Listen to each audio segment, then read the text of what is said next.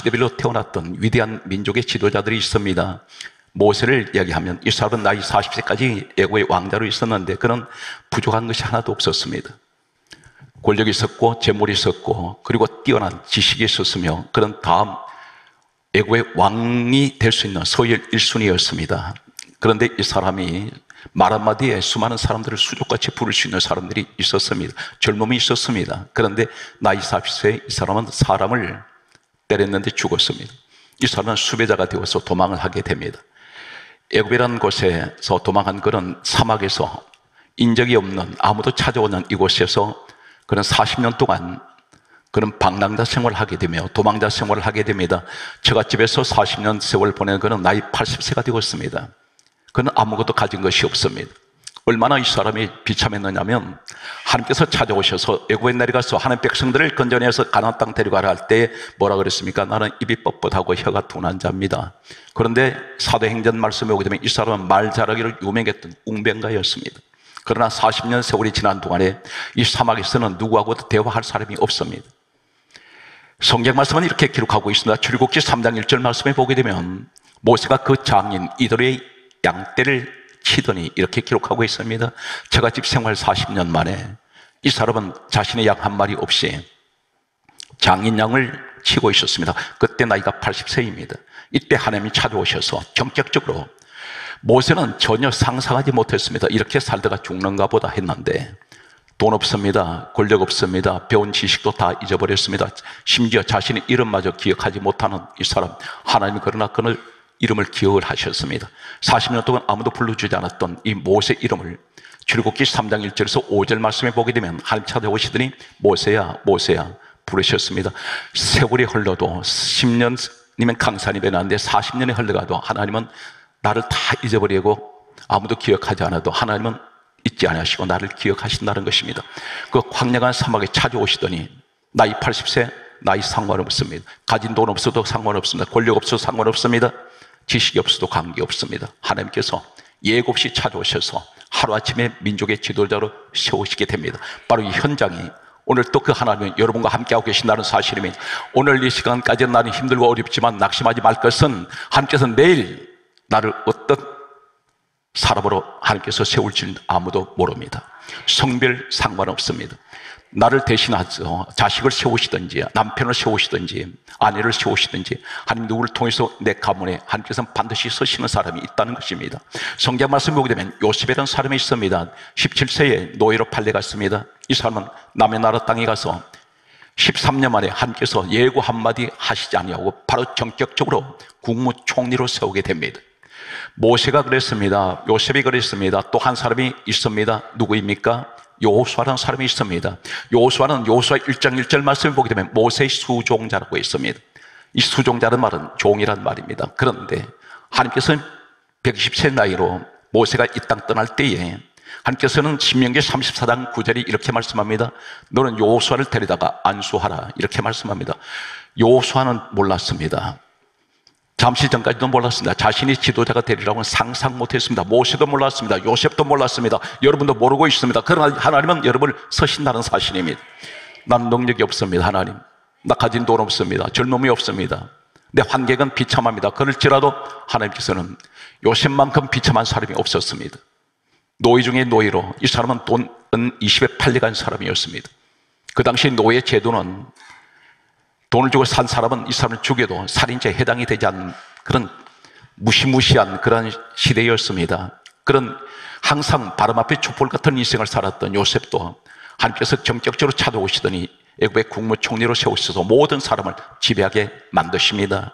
오늘 그 하나님 여러분과 함께하고 계신 것을 믿습니까? 오늘 성경 말씀을 계속해서 보게 되면 다윗이라는 사람이 있습니다. 부모까지도 인정하지 않았던 이 다윗을 하나님께서는 목동 다윗을 왕으로 세우시게 됩니다. 오늘 1년의 이 사건을 보면서 지금 이 시대에 하나님께서 이 말씀을 듣는 너가 바로 내가 찾는 사람이다. 낙심하지 말고 염려하지도 말고 사람을 보지도 말고 아무 조건 없이 나는 너를 바라보고 있다는 것입니다. 그런데 가장 조심해야 될 것이 있습니다. 오늘 이 자리에 계신 여러분들은 반드시 저에게 소망의 말씀을 주시는 것은 앞으로 이렇게 하나님께서 서실 것입니다. 서시는데 고린도전서 10장 12절에 선줄로 생각하는 자는 넘어질까 조심하라 했습니다. 무엇을 말씀합니까? 내가 너를 세울 때에 너 넘어질까 조심하라는 것입니다. 이 대표적인 인물 한 사람을 소개하겠습니다. 이스라엘의 초대 왕으로 세워진 사울이라는 청년이 있습니다. 이 사람은 배경을 잠깐 소개하겠습니다. 아버지 집에 암나귀들이 있었는데 나귀들이 집을 나가버렸습니다. 잃어버렸습니다. 행방불명이 되었습니다. 그래서 사울의 아버지가 이 사울 청년 아들에게 이렇게 말합니다. 잃어버린 암나귀들을 찾아오느라, 그렇게 말을 했습니다. 이 사울 청년은 사환을 때리고 이곳저곳 동서남북으로 다 다녔으나 잃어버린 암나귀는 찾을 수가 없었습니다. 이 암나귀는 그 당시에 나귀 중에 암나귀는 가장 고가의 가장 비싼 돈으로 거래가 되었습니다. 그 당시 교통수단은 일상생활에서 이 나귀는 항상 짐을 실어 나르고 짐을 메고 다니며, 그리고 어느 곳을 가든지 나귀를 이용해서 교통수단으로 사용을 했습니다. 그런데 나귀가 없어졌습니다. 마치 재물을 찾아, 잃어버린 재물을 찾아 이곳저곳 헤매던 이 사울 청년이 남나귀들을 찾지 못했을 때 사무엘이라는 하나님의 종을 찾아가게 됩니다. 잃어버린 것 때문에 그거 찾아다니다가 하나님 종을 만나게 됩니다. 그런데 하나님께서 이 사울 청년이 사무엘 종을 만나러 오기 전날 하나님께서 이렇게 말씀하셨습니다. 사무엘에게 하시는 말씀이, 내일 이맘때에 너를 찾아오는 베냐민 사람이 한 사람 있을 것이다. 그 사람을 데려다가 기름을 부어 왕으로 세워라. 오늘 이 자리에 살아오는 성도 여러분, 잃어버린 것 때문에 이리저리 헤매다가 주의 종을 만난 사람이 있을 것입니다. 교회를 찾아오게 됩니다.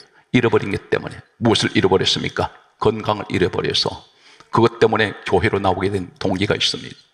재물을 잃어버렸습니다. 실패했기 때문에 교회를 오게 되었고 주의 종을 만나게 되었습니다. 여기에서 사울은 상상 못했습니다. 전혀 예기치 못했습니다. 자신이 왕이 된다는 이 사실에 소스라치게 놀랐는지 모릅니다. 그래서 이 사람이 이렇게 말하고 있습니다. 사무엘상 9장 21절에 말하기를, 나는 이스라엘 지파 가장 작은 베냐민 지파 사람입니다.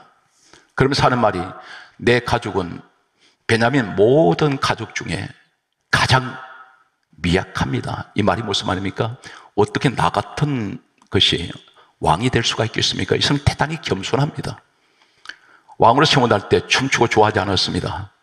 이 사람은 최대한 자신을 낮추고 자신의 모습을 볼 때 나는 그런 천한 인생인데, 그 당시 12지파가 있었습니다. 그런데 이 베냐민 지파가 가장 작은 지파였습니다.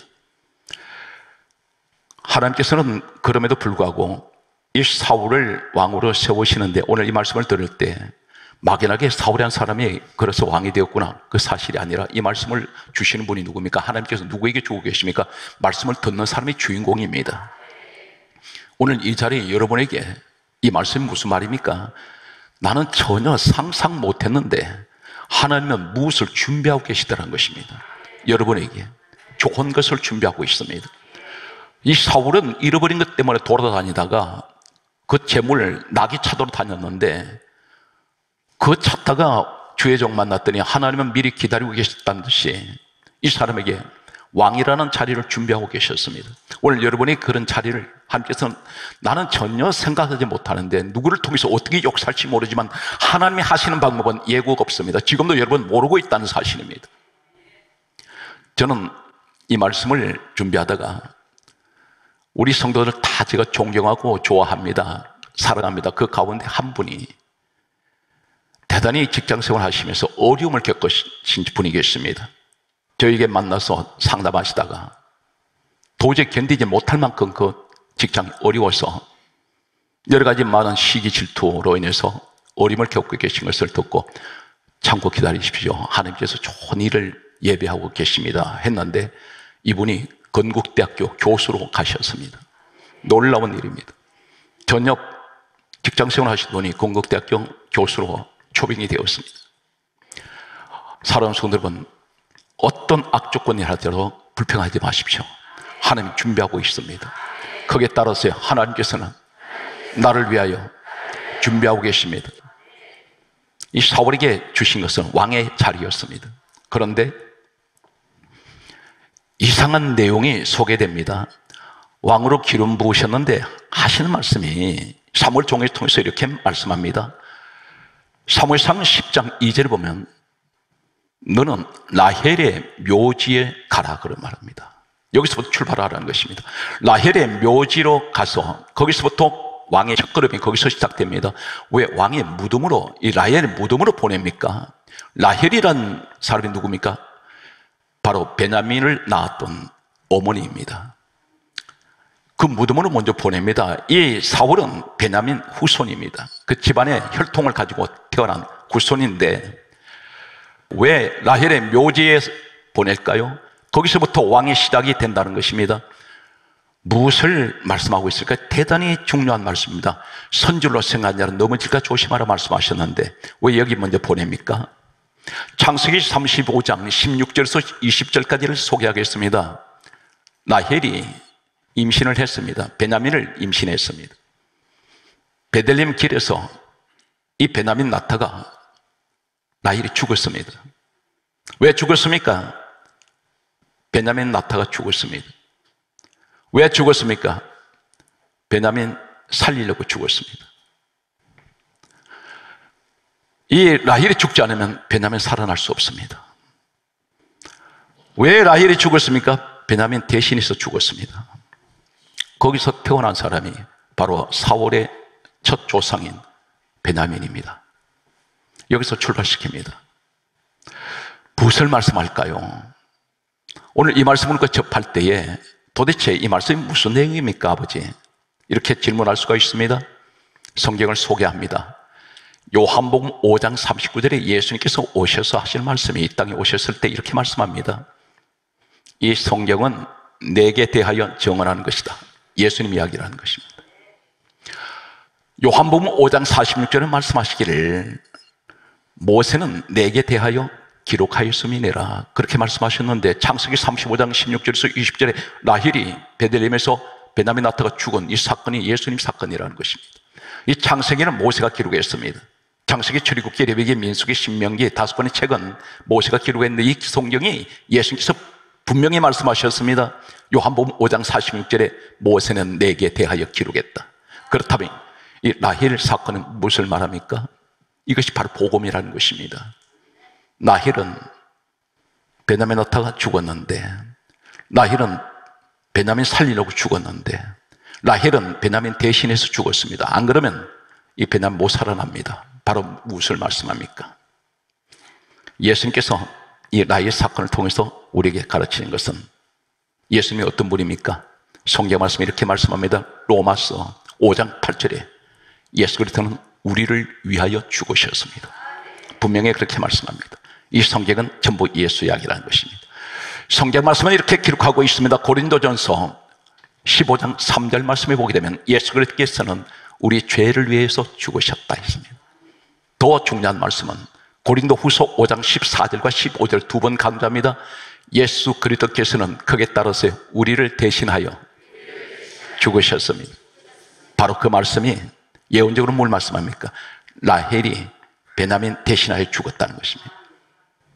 여기에서 하나님께서 왕으로 세우실 때 이 사울에게 무엇을 말씀하신 메시지가 뭐냐면 너 이 베냐민 혈통이 너희들이 태어난 것은 너 힘으로 태어난 거 아니다. 순전히 다른 사람이 죽고 너희들이 태어났다. 너는 자랑할 것 없어. 너 왕 된 것이 너 지혜로 된 것도 아니고 너 권력으로 힘으로 된 것도 아니고 너 능력으로 된 것도 아니다. 순전히 내가 너한테 준 선물이야. 그러므로 자랑하지 마라. 잘난 체하지 마라.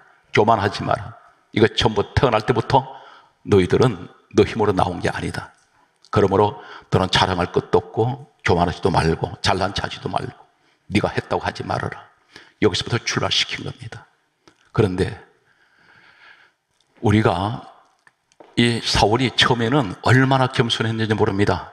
그런데 권력을 가지니까 하나님이 보이질 않습니다. 분명 라헬의 묘지에서 출발시켰는데 예수 그리스도를 말미암아 오늘 우리에게 하시는 말씀, 앞으로 내가 너를 크게 세울 텐데 이제부터 시작이란 말입니다. 그런데 너희가 조심해라. 사울의 모습을 통해서 우리에게 이것을 가르치고 계십니다. 조심하십시오. 앞으로 하나님께서 여러분에게 주신 축복이 오늘 이 말씀을 듣는 여러분에게 준비되어 있단 말입니다. 그러면 첫째가, 이 사울이 막상 왕이 되고 나니까 왕의 자리가 어떤 자리입니까? 세상 모든 천하 만물이 다 자기 것이라고 생각했습니다. 모든 사람이 전부 다 엎드리고 부귀영화가 따르니까 이 사람이 거기에 빠져버렸습니다. 권력 앞에 눈이 멀어져 버립니다. 여기서 이 사람 넘어집니다. 처절하게 넘어집니다. 8가지만 시간 관계상 소개합니다. 사무엘상 13장 8절에서 9절 말씀에 보게 되면, 사무엘이라는 하나님이 세운 종이 제사를 집례를 하게 되어 있습니다. 이 자리는 왕이 그 자리를 서면 안 됩니다. 특별히 하나님의 오늘 주의 종이 하나님 앞에 예배를 드리는 예배 집례자 자리에는 하나님의 종이 서야 됩니다. 그런데 이 사람 자신이 왕이니까 무엇든지 다 할 수 있다고 생각했는지 모릅니다. 제사장 주의 종의 자리까지 뺏어버렸습니다. 그래서 성경 말씀 보게 되면 사무엘상 13장 8절에서 9절에 보게 되면 사무엘이 제사를 집례를 해야 되는데 사울 왕이 그 자리에 섰습니다. 이때 사무엘 하나님의 종이 이렇게 말합니다. 사무엘상 13장 13절에 왕이 망령된 일을 행하였도다. 당신 제정신 아닙니다. 그 얘기입니다. 그러면서 하신 말씀이 사무엘상 13장 14절에 왕의 나라가 길지 못할 것입니다. 당신은 그 자리에 오래 못 있습니다. 여기서 무슨 말입니까? 자신이 왕이니까 교만해져 버렸습니다. 그래서 주의 종을 무시해 버립니다. 하나님의 질서를 파괴시켜 버립니다. 첫째는 주의 종을 무시하고, 두 번째는 어떤 일이 있습니까? 성경 말씀을 보게 되면 사무엘상 14장 35절의 말씀을 보게 되면 왕이 되고 난 뒤에 많은 세월이 흘러갑니다. 그런데 이 사람은 예배를 드리질 않습니다. 성경이 이렇게 강조하고 있습니다. 사무엘상 14장 35절에 뭐라고 기록되어 있냐면, 성경은 하나님이 기록하게 하신 이 말씀 중에 하나님께서 이 사울을 기억을 하고 있습니다. 이렇게 성경 기록합니다. 사울이 여호와의 제단을 처음 쌓은 단이었더라. 처음이라는 말씀이 나옵니다. 이때 연대를 보았더니 많은 시간이 흘러갔습니다. 수년이 지나갔는데 왕되고 난 후에 한 번도 공식적인 예배를 드린 적이 없습니다. 예배를 무시해버립니다. 성경 말씀은 세 번째, 사무엘상 14장 37절에 보게 되면 기도를 하는데 성경 강조합니다. 하나님께서 대답하지 아니하시는지라, 응답하지 않습니다. 주의 종 무시하고 예배 무시해버리고, 그러면서 자기 기분 내킬 때 어쩌다 하면 예배 드렸더니 하나님 그걸 보시더니 처음 쌓은 단이었더라. 이렇게 기록하시면서 이어서 이 사람이 기도할 때 하나님은 응답을 하지 않습니다. 네 번째, 성경 말씀을 보게 되면 사무엘상 15장 12절을 보면 사울이 자기를 위하여 기념비를 세웠더라. 사람이 죽고 나면 후세 사람들이 그 사람의 공적을 기념하기 위해서 기념비를 세울 겁니다. 그런데 이 사울 왕은 자신 스스로가 나 이런 사람이라고 사방에다가 비석을 세워놓습니다. 자기를 드러내기 시작합니다. 하나님 보이지 않습니다. 오늘 성경 말씀은 또 이렇게 기록하고 있는 말씀을 보게 됩니다. 사무엘상 15장 23절에 사무엘이 이렇게 사울에게 말합니다. 왕에게, 당신은 여호와의 말씀을 버렸으므로 여호와 하나님께서 당신을 버려 왕이 되지 못하게 할 것입니다. 대신에 하나님 마음에 맞는 사람을 찾아서 당신 자리에 세우실 겁니다. 그 사람이 다윗입니다. 여기 정리를 해보면 이 사람 뭘 했습니까? 첫째는 주의 종 무시해버리고, 그리고 예배 무시해버리고, 하나님 말씀 무시해버립니다. 그리고 자신만 드러냈습니다.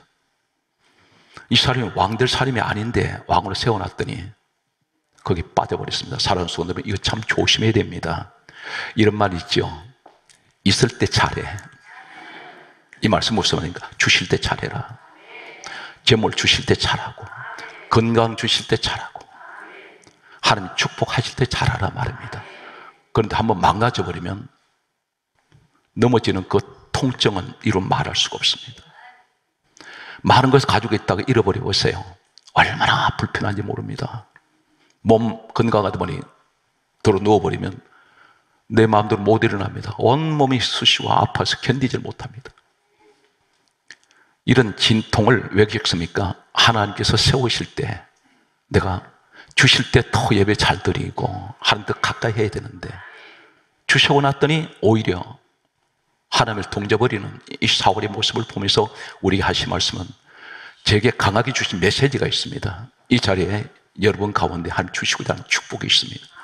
현재까지는 왜 이렇게 나는 이렇게 고난만 계속될까 했더니 하나님께서 이제 때가 되었다는 것입니다. 내가 너한테 응답할 것이다. 내가 채워줄 것이야. 따라서요, 오늘 이 말씀은 내게 주신 말씀입니다. 여러분 단순하게 위로받으라고 하신 말씀 아닙니다. 저는 이 말씀 처음 전합니다. 그런데 하나님께서 반드시 이 자리에 응답자가 있다는 것입니다. 우리 교회에 100개 교회 세울 때 제가 깜짝 놀란 분이 있어요. 교회 4개를 한 가정에서 세웠습니다. 단독으로 세웠어요. 그래서 제가 너무 감동을 받아가지고, 모든 분들이 다 귀한데 꼭 제가 이 기도 시간마다 우리 성도들 성전 건축 아무도 못합니다.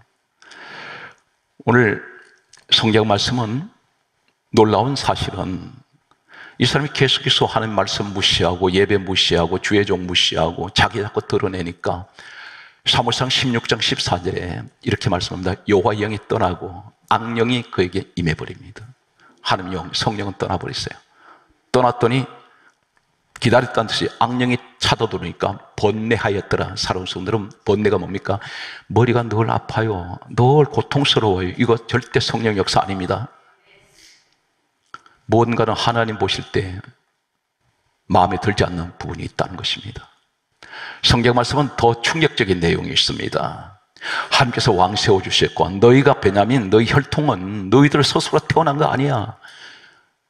라헬이라는 여자가 대신 죽고 너희들이 태어난 거야. 그러므로 너희들은 태어날 때부터 너희들은 자랑할 것 아무것도 없다. 우리 모습이었습니다. 그런데 사무엘상 28장 7절에 이 사울이 어디로 갑니까? 하나님 찾지 않습니다.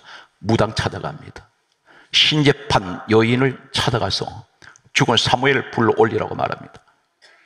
이 사람 완전히 타락해버렸습니다.